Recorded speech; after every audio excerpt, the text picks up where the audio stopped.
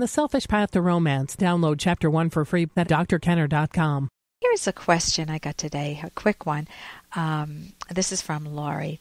I'm feeling blue today and for no reason. No problems at work, no problems at home. I'm sure it will be gone tomorrow, but I do not understand the blue feeling. Is there anything I can do to change that feeling? I was a little tired. Maybe that brought it on. Is there anything I can eat? Maybe my body's deficient in something. I exercise regularly 3 times a week at the gym, and I take vitamins every day. I am 54 and postmenopausal, but could the blues have been brought on by hormones? I appreciate the website, drkenner.com, drkenner.com, if you want to check it out, and your willingness to answer a question. Thank you, Lori. Lori, whenever we feel down in the dumps, blue, and we don't know why, it is proper to ask yourself why. You don't want to start with, I don't know why, oh well, maybe I can never know why. Now you are hunting for questions. We can hear your mind working. Is it at home? No problems at home, no problems at work. It's almost like you're going through a checklist. Is it the food that I'm eating? Is it not enough exercise? But I get that. Is it that I'm postmenopausal? So number one thing you want to do is to rule out medical. If this were happening every other day and the other days you were fine, what's going on? Could it be the beginning of a medical problem? But if you get a clean bill of health, you don't have any thyroid problems, that can make you feel really tired and that can mimic depression. You don't have any thyroid problems or other problems that could mimic a psychological disorder, such as anxiety too. It could be hormones. I mean, I've been pregnant. I don't know if you've been pregnant, but I know that mood changes were common when I was pregnant. Luckily, I was very often in a happy mood. I was very happy to be pregnant. But I will say that most of the time, if you can rule out the medical, most of the time the issue is not that you didn't eat something. It's psychological. And so when clients come in and say, I'm really depressed and I don't know why, I feel like we are at the beginning of a mystery, and hopefully by the end of the session they will have some very important clues as to why they are feeling down in the dumps or anxious, if that's the case.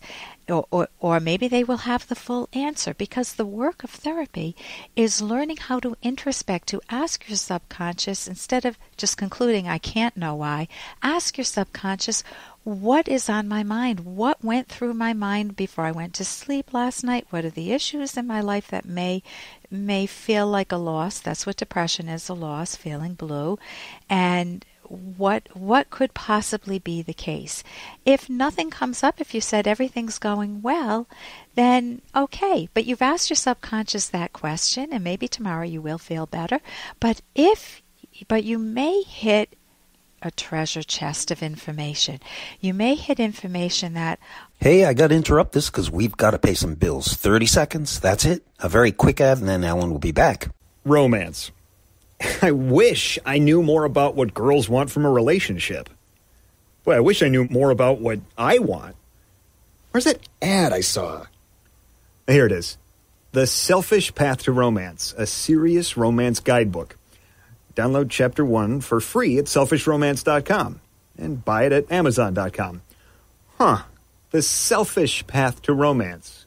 That is interesting. But you may hit a treasure chest of information. You may hit information that, oh my God, I'm really worried about my husband. He hasn't been feeling good. He hasn't been to a doctor. Or is he flirting with somebody? Or I have no problems, but I also don't have any goals in life, and that is a problem. I'm not doing things that are satisfying to me. I seem like I have a happy life, but I don't feel that deep down. So you want to start to do the introspective work. Ask yourself a lot of questions gently, as a friend, not as a critical parent, and I think that will help you out. Here's another question I received from Carol. Carol says, I just turned 16 and I'm in high school. I'm supposed to be at the peak of my social life, making friends and enjoying life in general. However, I have grown cold. I don't enjoy being around people. I used to go out with friends, but now when they invite me out, I lie and tell them I have plans. I tell the boys at school that I'm a lesbian, so they won't ask me out. I get easily annoyed when people who don't understand, I feel like I have no empathy with people who don't understand me.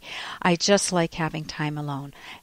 Why do I feel like this, and what can I do? Well, obviously the fact that you emailed me tells me that you want to do something. You want to reconnect with people. So there's some injury, there's some damage, there's some conclusion that you've drawn about people. Maybe you had 5 siblings and you just wanted private time. Maybe you've been through some abuse. Maybe some good friend hurt you. You want to identify what it was that made you change because you once enjoyed people. It could be to do with yourself. Maybe you feel inadequate or like a failure or a loser. Challenge those. Don't live with those, because you want to love yourself so that you can enjoy the company of good other people.